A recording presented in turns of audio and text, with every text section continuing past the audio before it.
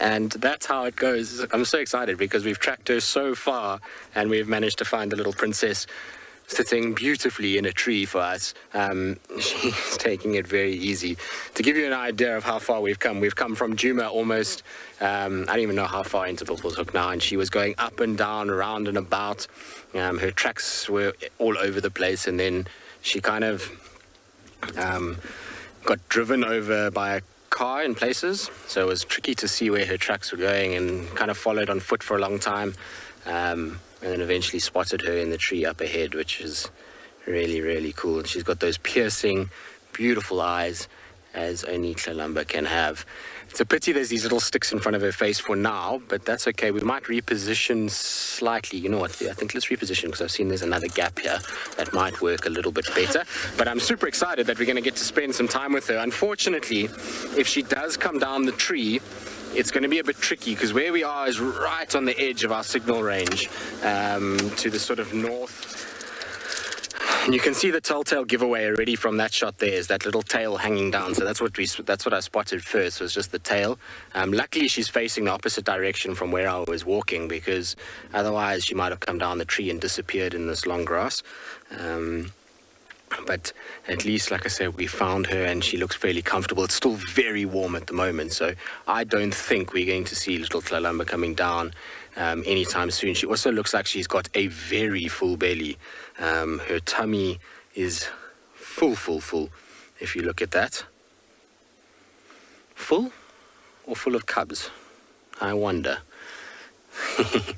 It could be cool if she's pregnant. That would be awesome. I mean, like, we wouldn't know because we haven't seen her mating. There's no kill in this tree that I can see. Just scanning around, and given how far she's walked, I doubt that there is a kill here. She's come, like I say, all the way from basically Djuma's camp into Buffelshoek. So it's not like she's kind of just been milling about this area. If she had a kill, that's what we would notice, is her tracks would be very localized to around this tree, whereas she's traveled quite a distance. So if she did have a kill, it was on Djuma the last few days, and we just didn't find it, which is par for the course when you get the rains like we've had. Or, like I say, she's mated in secret, and that's why she's been a bit elusive of late. It's going to be really fascinating to watch. At least we now know where she is and where she's hanging around and kind of what routes she's taking. And that's going to help massively for us in being able to keep tabs on kind of where she is.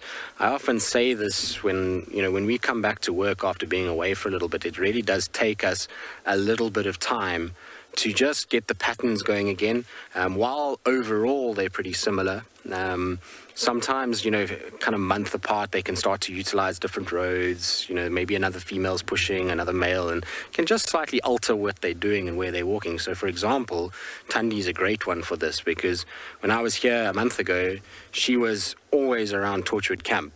A month later, and she's just pretty much on Chitwa 90% of her time at the moment. So it just kind of takes a little bit of time just to figure out the patterns of each individual leopard, and to be able to then work out where they're walking. But once you've got an idea of the areas that they're occupying, that then makes life so much easier in terms of being able to find them and just monitor them a little bit more. And of course, if she is pregnant, which, like I say, is really difficult from this angle, you can't tell whether she is or not, then we need to keep tabs on her more kind of regularly than before, because I'm kind of in two minds about where she's going to den.